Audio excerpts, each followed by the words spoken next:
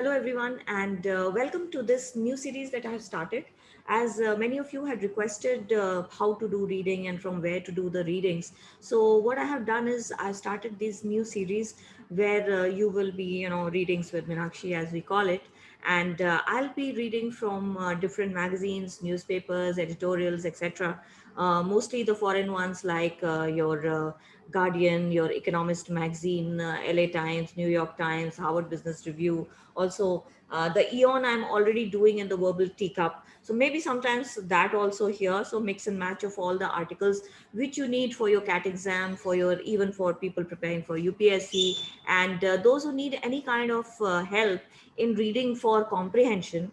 We will be trying to cover that. And in fact, if you find any good challenging articles, feel free to you can share them in the chats in the comments, and if I feel that it's good enough, it's good for the work that we are doing, then I'll include them also. Obviously can't include all of them, but I promise to put in as much as I can. It will actually reduce my work also of searching good articles. Okay, so we are starting today with an article from the Economist magazine. Now, the Economist is a paid magazine, so obviously everybody does not have subscriptions. So I have actually taken a subscription and will, be doing some from the Economist. So this is a slightly older edition of Economist that I'm using today, and we are talking about the COVID-19 vaccines and the mRNA vaccine, which is a topic of discussion, a hot topic of discussion. So what it is, and this is a good write-up. So it talks about COVID-19 vaccines have alerted the world to the power of the RNA.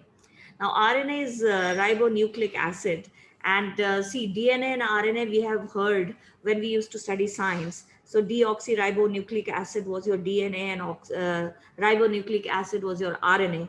And that was there in the DNA helix of our genes and the genetic makeup and all that we see.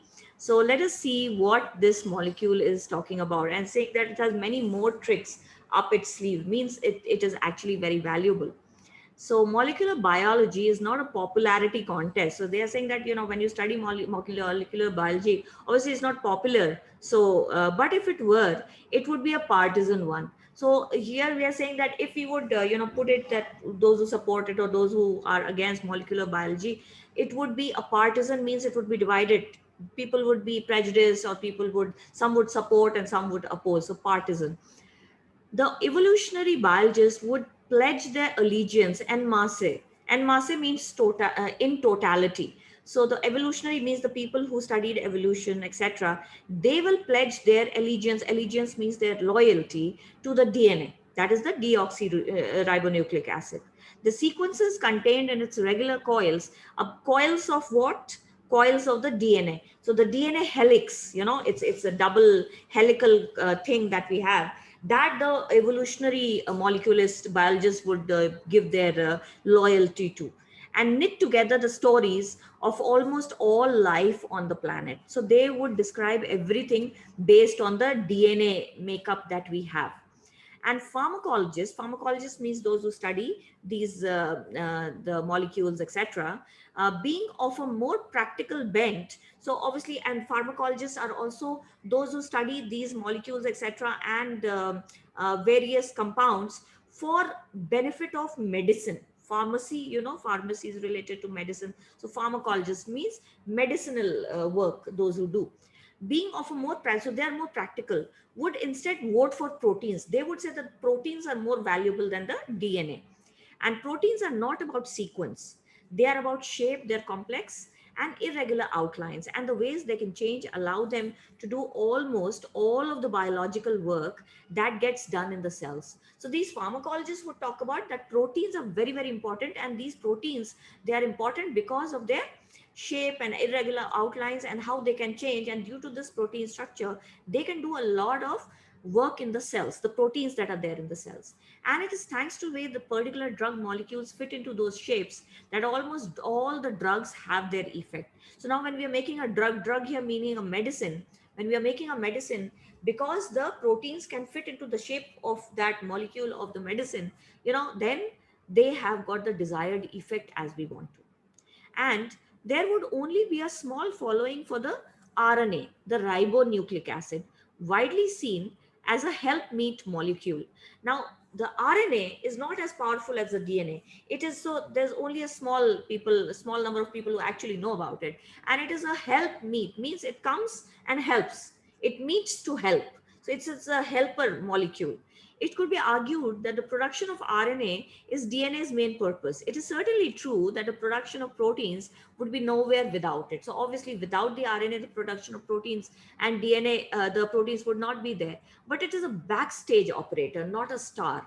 So this poor RNA is, your worker backstage. It is not a hero or heroine. Hewing wood and drawing water. So it does the dirty job. Hewing means the cutting of the wood, and the drawing of the water means this is just an analogy, just a comparison, that the RNA is like your worker who is there inside the kitchen, is not the star chef or the person who is running the hotel. So he's drawing wood and cutting, drawing water and cutting wood, working hard but hardly glamorous. No, not much importance is attached to it. Appreciated only by devotees, but the RNA is appreciated only by those who work on the RNA molecule. Or at least that was the case until the vaccines made of RNA started giving protection against the COVID-19 to millions of people. And this was the case about the RNA till this vaccine started getting made, and which obviously were giving protection. Now Cinderella has gone to the ball. Now Cinderella here again, it's the analogy of the RNA is called as the, so it's just like a metaphor, a metaphor is when you give a direct example, a direct comparison. So this was, so RNA was like Cinderella working in the kitchen, and now Cinderella is going to the ball, means it has become the star. It has become center stage. So it's a beautiful comparison if you see here. Not only are the RNA vaccines being considered for all sorts of other diseases, some of them have yielded to no other approach. Other pharmaceutical uses of RNA look set to come into their own as well. So here we are saying that since RNA is considered for not just COVID, but other diseases also, and some of have this, given no other approach, means no other approach is possible, only the RNA approach. Other pharmaceutical uses of RNA have come into their other uses are also there.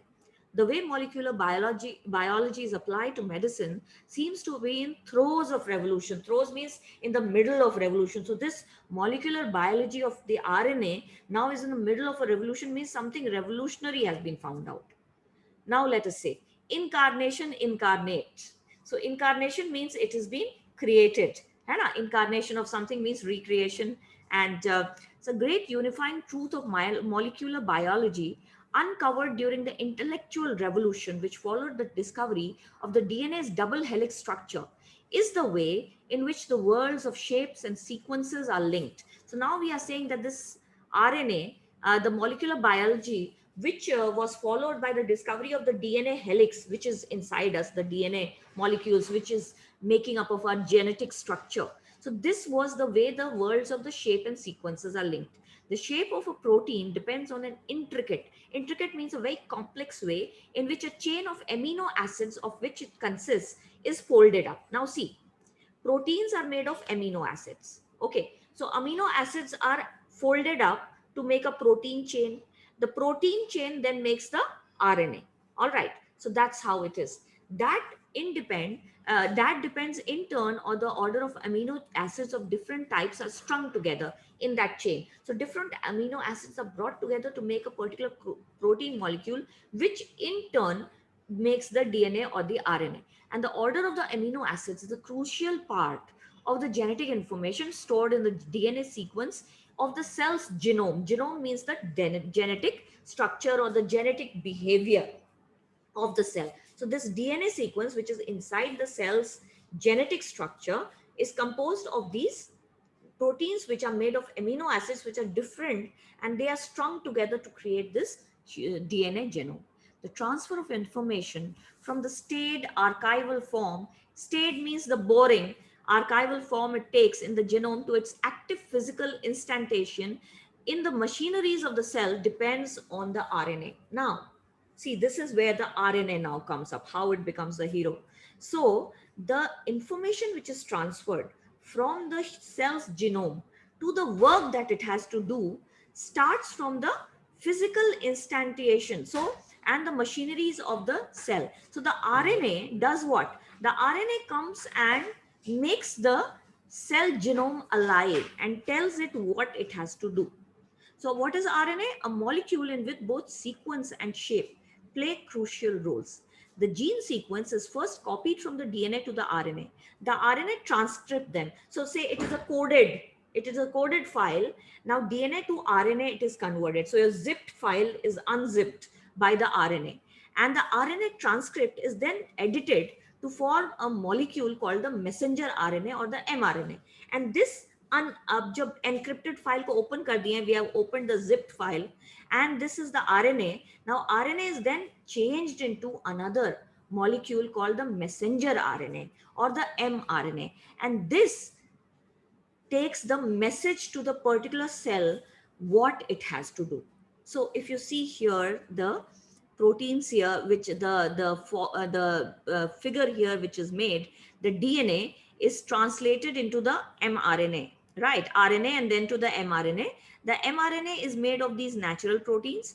Now this is taken and made into a medicinal protein. This is injected into the cells here, and the ribosomes, which are the protein, they store the protein parts, and this goes into the therapeutic protein. And then what does it do? It activates and tells the human body how it has to react in case it has an emergency. So let's now read it. Okay. So here the end of the mRNA molecule is formatted into a distinctive shape, which is recognized by the ribosomes. Ribosomes are the storage of the proteins inside the human body. Complex pieces of machinery composed of dozens of proteins draped around another set of RNA molecules. So this one recognizes the mRNA.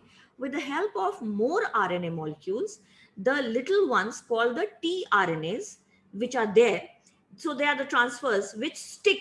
So the transferring RNAs stick to the messenger RNA sequence, 3 letters at a time. So 3 letters of sequence are stuck to the messenger RNA from the tRNA, and then the message gets transferred.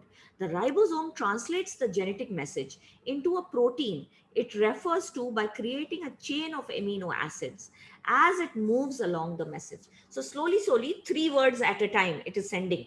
So one train goes with the messenger RNA with 3 words, then another 3 words, then another 3 words. It's like the message getting transferred. And this is the mechanism exploited by the RNA vaccine developed by BioNTech, a German biotechnology company based in Mainz, and Moderna, an American one from Cambridge, Massachusetts. So here against the SARS-CoV-2, the virus which causes COVID-19. So this RNA, the vaccine which has been created, follows this sequence of the message being transferred by the mRNA molecule.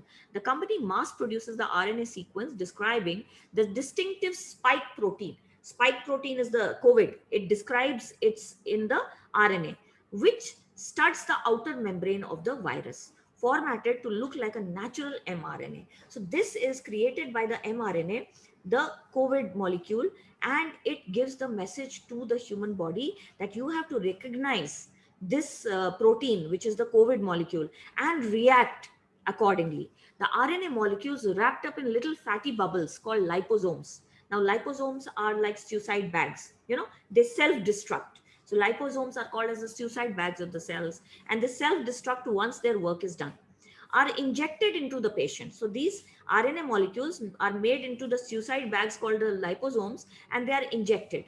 When the liposomes smuggle the mRNA into the cells, the liposomes smuggle the mRNA into the cells, the ribosomes pick up the mRNA and read the sequence, and thus producing the spike protein. The immune system thus learns to recognize the spike which the vaccinated cells are producing and stores away a memory of how to do so. So the vaccination creates the antibodies, which now, because of the mRNA which has taken the protein molecule to the body through the liposomes, it tells the human body how to react when affected by this virus. Okay. And this is stored as a response, is stored away as the memory of how to do so. This allows it to mount a swift response, quick response, if it comes later across the same protein on the surface of viral particles and infected cells. Now the human body knows how to react because these liposomes, which have the RNA, have gone inside and told it, When emergency comes, you have to behave like this to save yourself. This is the message that has been sent. So just like your mummy tells you, don't talk to strangers, or if stranger comes to the house, close the house, lock the house, lock your room. So this is what the mRNA also tells us when the protein is injected into the body through this the Moderna vaccine and all of these mRNA vaccine. Now, this ability to get cells to churn out proteins for which the DNA contains no genes in itself enough to open swaths of new therapeutic territory. So now we had no genetic information about this new protein of the COVID, but by the messenger RNA, we can churn out proteins to save ourselves. And this has opened up swaths of new territory, means a huge number of therapeutic territory. But this is not the whole story. The cells make vast amounts of RNA that do not describe the protein. Its ability to recognize specific gene sequence makes it useful for all sorts of processes, including turning the translation of genes on and off. So the RNA is also used for the translation of genes on and off. Its ability to fold itself into particular forms, hairpin loops and lights make it good at interacting with proteins. So this RNA can change its form, and therefore it can interact with other proteins and tell it what to do and be used in many ways. This alphabet soup of RNA means this whole message, the three messages at one time, is like a whole thing that seems to function a bit like the computer's operating system, mediating the relationship between the cell's hardware and its software. Many of the details of how it works remains obscure. Now we don't know the whole thing, but it's like a computerized plan that we sent into the machine, which makes a relationship between the hardware and the software. So that is the message of the RNA. It behaves like that. But some are understood well enough for a lot of brain power and money to have poured into attempts to hack the operating system for therapeutic purpose. So this operating system is now used for a lot of therapeutic purposes, although all the purposes have yet not been explored. So this was a good article. I hope you enjoyed reading it as much as I enjoyed explaining it to you. So we will keep having these sessions, some shorter, some longer, depending on the topic. So I hope you enjoyed. Please share and like and comment. Would be lovely to get your comments here. Thank you very much, and bye bye. Take care.